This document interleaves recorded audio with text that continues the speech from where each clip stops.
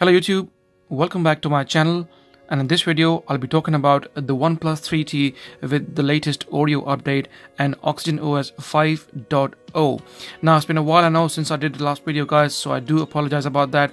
I was too busy attending CES. I'm back now and the videos will continue to flow as usual. I'm also due for an update video on the HTC U11. I today got the Oreo update on that phone as well, and the Samsung Galaxy Note 8 and a couple of other phones which I promised my audience that I will be releasing videos. So please do stay tuned and we will definitely be talking about a lot in the next few weeks to come.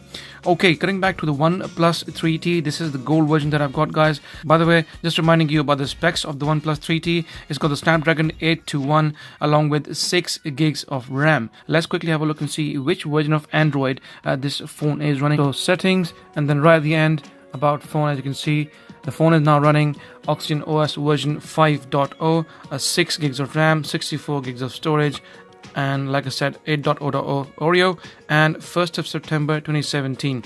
Now whilst I was shooting this video, I received today another update on OxygenOS 5.0.1, and hopefully this will update the patch to December patch. As you can see here, the phone is still running on the September patch, so hopefully once I install this I should be able to get the latest December or January patch update. And do stay tuned to my social media guys, links are down below. I will keep you informed of which patch level of security update and the phone has received after I finish installing this OTA update. I know there are plenty of videos on the OnePlus 3T Oreo update already on YouTube, so no point of me going through all the features. I'd rather be emphasizing on stuff which often gets ignored on YouTube. Things like, for instance, performance, live performance, giving you on the camera how the phone performs. Number 2, battery life, which also gets often ignored. I'll be talking in depth about the OnePlus 3T's battery life on Android Oreo 8.0, and also one very annoying issue which I'll be speaking about right at the end, which I've been observing on the OnePlus 3T for over 6 months now, and it was very annoying. Okay, so first of all, let's start off with performance. The performance on the OnePlus 3T, as you know, it's got, like I said, 6 gigs of RAM, a Snapdragon 821, is still top notch. Even though the specs are slightly outdated, we got the 835 and soon we'll have the 845 on the Samsung Galaxy S9 and other handsets coming this year.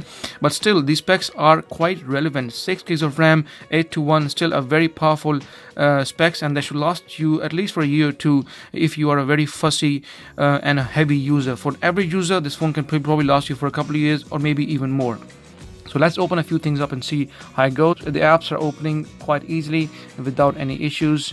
There you go, I'm on the 2D website, and let's click on a few links. There we go. As you can see guys, the browser is very smooth, no issues here whatsoever, and I'm finding the phone extremely easy and smooth to use with hardly any issues whatsoever. Like I said, Snapdragon 821 and 6 gigs of RAM is still plenty of specs and power for the average user out there, and you will have probably no issues when it comes to these things. Okay, so performance wise, I'm pretty happy guys, no issues as far as I'm concerned. So let's go past the performance bit now, and let's talk about battery life. I know lots of you are waiting to see how has it affected the battery life on the OnePlus 3T ever since the Oreo update. So getting into gallery, I've been taking screenshots for quite a while. By the way, the last time I did a video on the OnePlus 3T was when it had 4.1.6 OxygenOS update. I will link that video down below. Please do have a look and see. It was a very interesting video. I also spoke a lot about the battery life, but since then the phone have had 2 updates, the OxygenOS version 5.0 and the latest one which I'm yet to install, 5.0.1. and whilst we had the 5.0, we also received the Android Oreo update. So since then I've been taking quite a few screenshots. So let's first of all start from 5.0 if we can. So I tell you what, let's start from 4.5.0. This is where this was the one which I received soon after 4.1.6.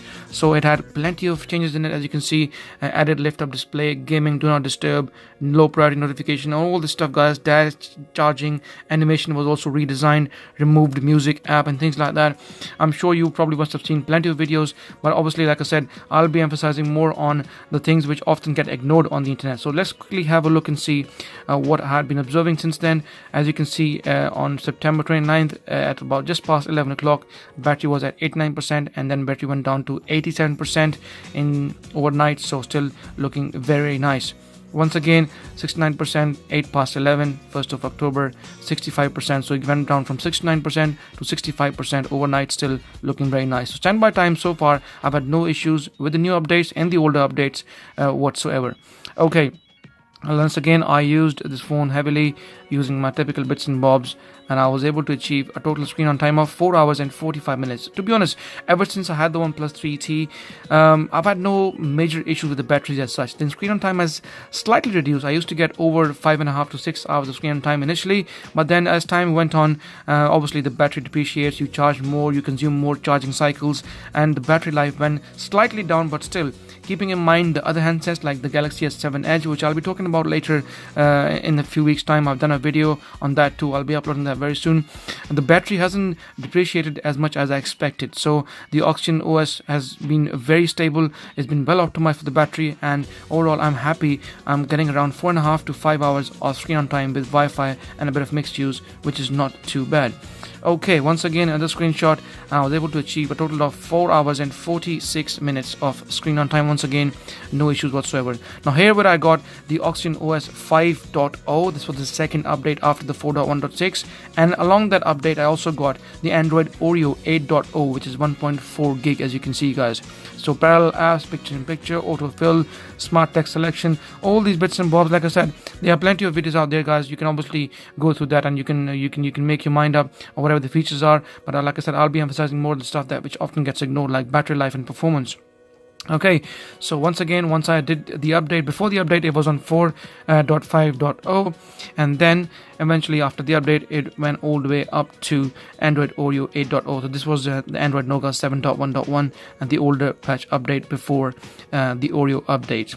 Anyway, so after the update I tested the phone again for standby, 54%, just past midnight, just before 1 o'clock in the morning, and I was able to get still down to 50%. The battery lost 4% overnight, so still not looking too bad. Like I said, no real issues as such when it comes to standby time on the OnePlus 3T on any of the versions. So this was me using by the way, this scroll function of taking a screenshot is now also available on the OnePlus 3T. I absolutely love this. This used to be a Galaxy only feature, but now more and more OEMs are now adapting to this, and finally you can do that on the OnePlus 3T as well. So it's not looking too bad. So all my normal usage, guys, you can see YouTube, Google Plus, BBC News, Facebook and everything else, and I was able to achieve 4 hours and 46 minutes of screen on time on Android Oreo 8.0 running OxygenOS version 5.0. Once again, like I said, the battery life has been very consistent. The phone has, by the way, got a 3400 mAh battery and a 5.5 inch full HD, very bright and punchy colored screen. Okay, once again another screenshot, a heavy day of usage. You can see Wi-Fi awake and everything else. Okay, testing here, standby 100%, 155, 29th of November, and 12:29 the next day, guys. You can see the battery was still down to 97%, so overnight it lost only 3%. So 3-4% is what it's been losing overnight on average standby on the OnePlus 3T. Once again, heavy usage 4%, all the way down. My typical usage, and this is all by the way on Android Oreo 8.0, and I was able to achieve again 4 hours and 49 minutes of screen on time with mixed usage on 4G and heavily on Wi-Fi.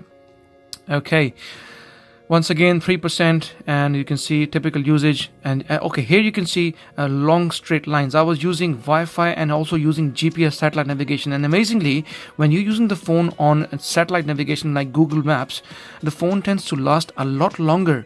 That was a bit surprising, because normally when I play with phones, or when I'm doing satellite navigation on a phone in my car when I'm going to different places, phones tend to lose more battery. But this time around, either it's down to the OnePlus optimization or whatever that is, when you put the actual satellite navigation on this phone, the phone tends to last a lot longer than an average phone out there. So I was able to achieve a total of 5 hours and 44 minutes of screen on time. Now this was the kind of screen on time I used to get when I had the OnePlus 3T brand new out of the box. So I was a bit surprised. I was almost touching 6 hours of screen on time there, so not looking too bad. Now let's talk about the last thing I mentioned earlier in the video, which has been very annoying in the past 6 months or so, and that's the actual touch response on the screen.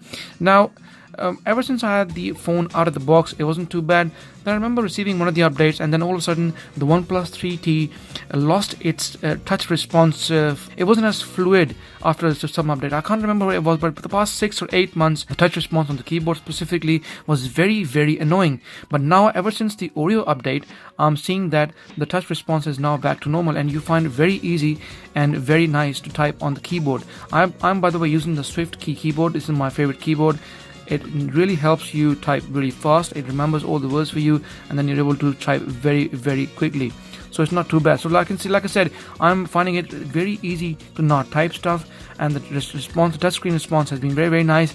Sometimes I used to touch the screen and it wouldn't respond, but now it responds the first time. And I was often observed, especially whilst typing, you could see that the touch response wasn't as good, but now it's pretty nice, and I'm very happy with that. So thank you OnePlus for fixing this for us, whether it's the Android Oreo 8.0 or whether it's OnePlus. At the end of the day, this issue has now been fixed, and if this is the issue which has been holding you from buying the phone, please be just assured this issue is not there anymore, and you will really find typing and overall touching and scrolling very smooth on the OnePlus 3T. So guys, this was my overview of the OnePlus 3T Android Oreo update. I've also included a link, like I said earlier, of the older update 4.1.6 down below. Please do have a look and see. Stay tuned to my social media. Links are also down below to my Facebook, Insta, Twitter, and also Google+. Any questions, please feel free to ask me in the comment section. And like always guys, please subscribe as it helps, and I shall see you in the next video.